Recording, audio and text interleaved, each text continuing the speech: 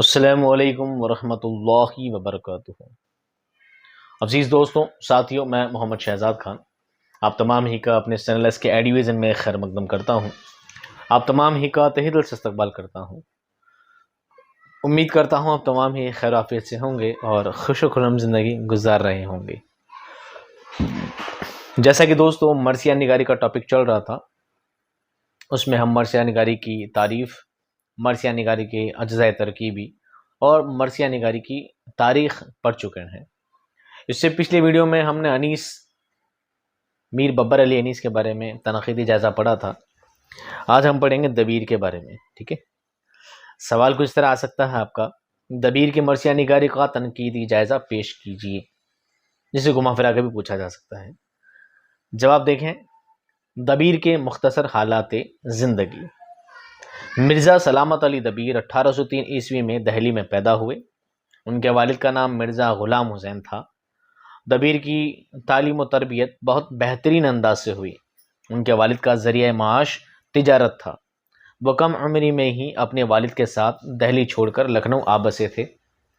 ہوش سنبھالا تو چاروں طرف شعر و شاعری کا ماحول پایا۔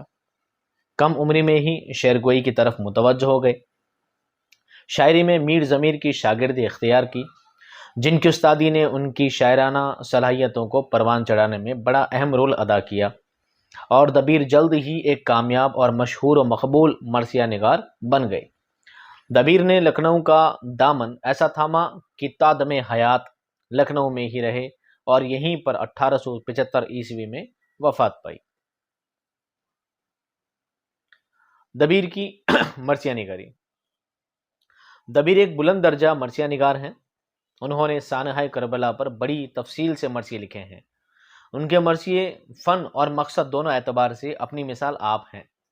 انیس کے بعد دبیر اردو شاعری کے دوسرے سب سے بڑے مرثیہ نگار ہیں۔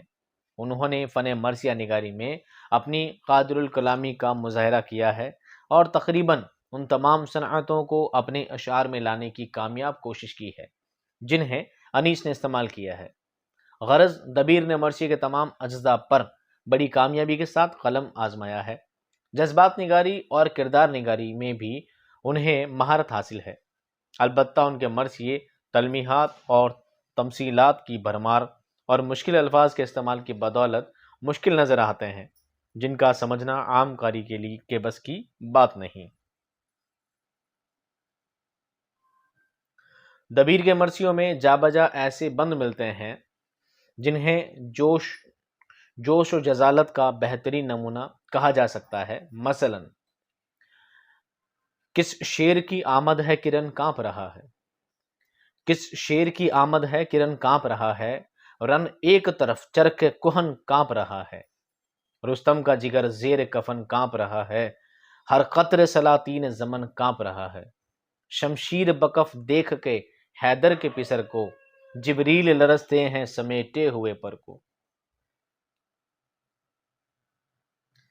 دبیر حالانکہ اردو مرثیہ گوئی میں مشکل گو شاعر کی حیثیت سے مشہور ہیں، مگر ان کے تمام مرثیوں میں آسان اشعار کی بھی کمی نہیں ہے۔ وہ انسانی فطرت کے بھی ماہر ہیں۔ ایک کمسن بچی جو اپنے والد کا انتظار کرتے ہوئے تھک جاتی ہے، اس کے دل کی کیفیت دبیر ان الفاظ میں بیان کرتے ہیں: ہم جولیوں کے گھر سے صدا بھی نہیں آتی، ہم جولیوں کے گھر سے صدا بھی نہیں آتی، بابا بھی نہیں آتے، قضا بھی نہیں آتی۔ حقیقت یہ ہے کہ دبیر ہر اعتبار سے ایک بلند درجہ مرثیہ گو شاعر ہیں۔ میر انیس کی ہم پلہ ہیں، اور دوسرے الفاظ میں کہا جا سکتا ہے کہ میر انیس کے بعد مرثیہ کے دوسرے بڑے شاعر ہیں۔ یہ اور بات ہے کہ علامہ شبلی نے اپنی کتاب موازنہ انیس و دبیر میں میر انیس کی بیجا طرفداری کی ہے، اور ان کے صرف اچھے اشعار کو پیش کر کے دبیر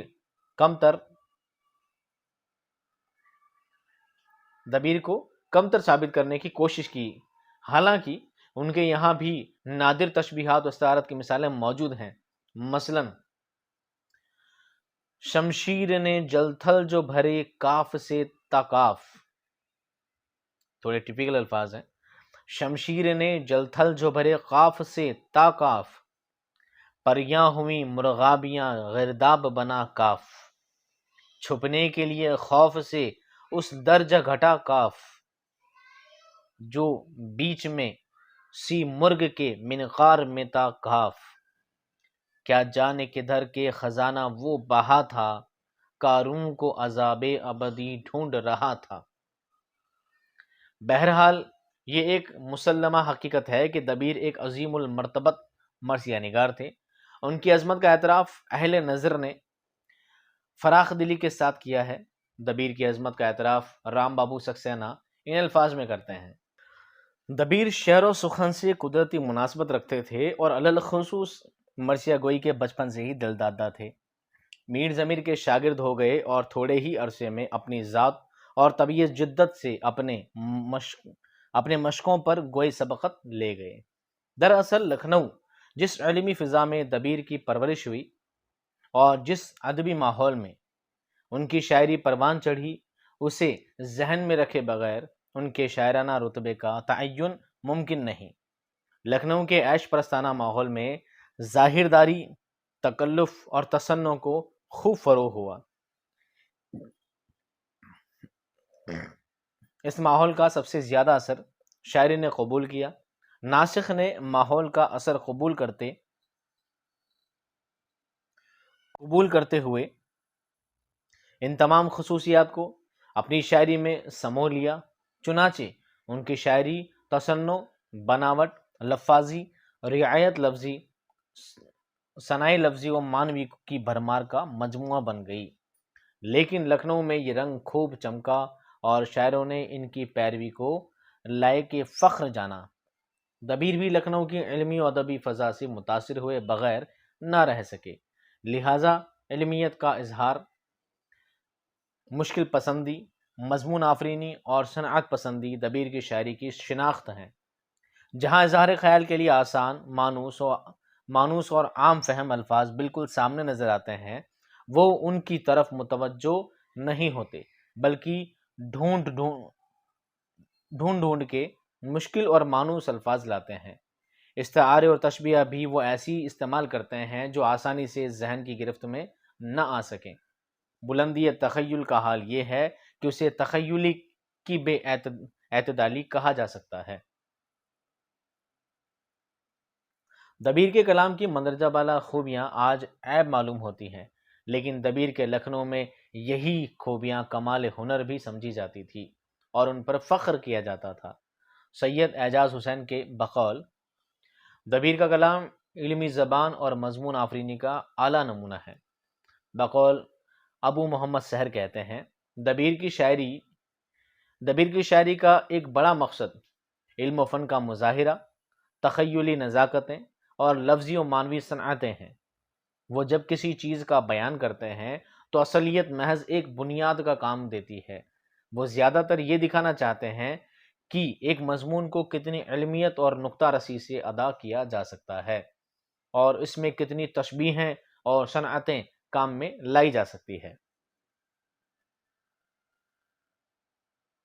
دبیر کے مرثیے کے اس بند میں یہ تمام خوبیاں جلوہ گر ہے۔ کیا ہے؟ پیدا شعاع مہر کی مقراض جب ہوئی، پنہاں درازی پر طاؤس شب ہوئی، اور قطع زلف لیلا زہرا لقب ہوئی، مجنوں صفت قبائے سحر چاک سب ہوئی، فکر رفو تھی چرخ ہنر مند کے لیے، دن چار ٹکڑے ہو گیا پیوند کے لیے۔ دبیر کے مرثیوں میں جا بجا ایسے بند ملتے ہیں جنہیں جوش و جزالت کا بہترین نمونہ کہا جا سکتا ہے۔ مثلا کس شیر کی آمد ہے کہ رن کانپ رہا ہے، کریکشن ہے، صحیح کر لیجیے گا، ان کی جگہ رن ہے۔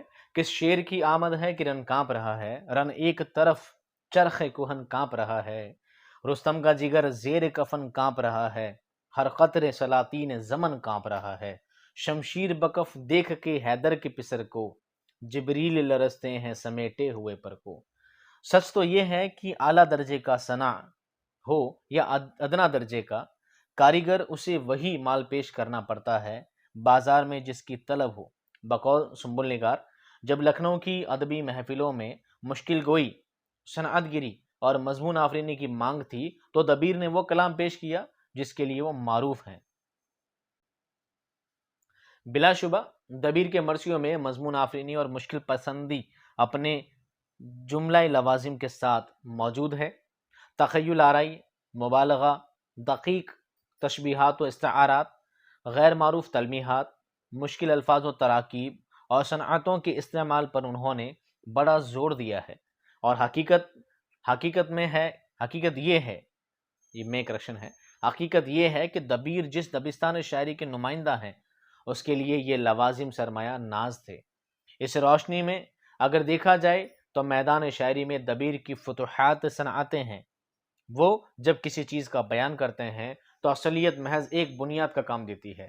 وہ زیادہ تر یہ دکھانا چاہتے ہیں کہ ایک مضمون کو کتنی علمیت اور نقطہ رسی کے سے ادا کیا جا سکتا ہے، اور اس میں کتنی تشبیہیں اور صنعتیں کام میں لائی جا سکتی ہیں۔ مثلا طلوع صبح کے بیان میں کہتے ہیں: گلگونۂ شفق جو ملا حور صبح نے، گلگونۂ شفق جو ملا حور صبح نے، اسپند مشک شب کو کیا نور صبح نے، گرمی دکھائی روشنی طور صبح نے، ٹھنڈے چراغ کو دیے کافور صبح نے، لیلائے شب کے حسن کی دولت جو لٹ گئی، لیلائے شب کے حسن کی دولت جو لٹ گئی، افشاں جبیں سے نجم درخشاں کی چھٹ گئی۔ انیس و دبیر کے کلام کا اگر موازنہ کیا جائے تو معلوم ہوگا کہ انیس کے مقابلے میں ان کے مرثیوں میں تسلسل بیان کی بھی کمی دکھائی دیتی ہے۔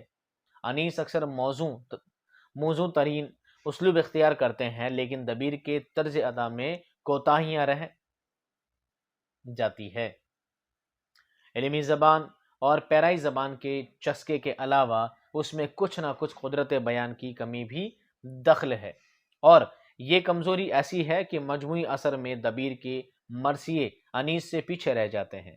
مگر ان سب کے باوجود دبیر کی شاعرانہ عظمت مسلم ہے، اور بلا شبہ وہ ایک عظیم المرتبت مرثیہ نگار ہیں۔ انیس و دبیر کی شاعرانہ عظمت کا موازنہ کرتے ہوئے ڈاکٹر ابواللیث صدیقی فرماتے ہیں کہ یہ دونوں اپنے اپنے رنگ میں یکتائے روزگار تھے۔ اگرچہ دونوں اپنے اپنے رنگ کے استاد ہیں اور ایک کے رنگ میں دوسرا اس کا حریف نہیں بن سکتا، لیکن جب حقیقی شاعری کی معیار پر دونوں کے کلام کو پرکھا جاتا ہے تو ارباب نظر و فکر دبیر کے مقابلے میں انیس کی طرف زیادہ جھکتے نظر آتے ہیں۔ تو دوستوں، یہاں پر مرزا دبیر کا ٹاپک کیا ہوتا ہے ہمارا کمپلیٹ ہوتا ہے۔ اس کے بعد ہم نیکسٹ ویڈیو میں سانحہ کربلا کا اجمالی خاکہ پڑھیں گے۔ تو ہم ملیں گے آپ کو نیکسٹ ویڈیو میں۔ اس ویڈیو میں کوئی کمی پیشی ہو، کوئی کیوری ہو، کوئی سوال ہو، آپ کمنٹ باکس میں لکھ سکتے ہیں۔ میں ملتا ہوں آپ کو نیکسٹ ویڈیو میں بہت جلد۔ تب تک خوش رہیے، آباد رہیے، خدا حافظ۔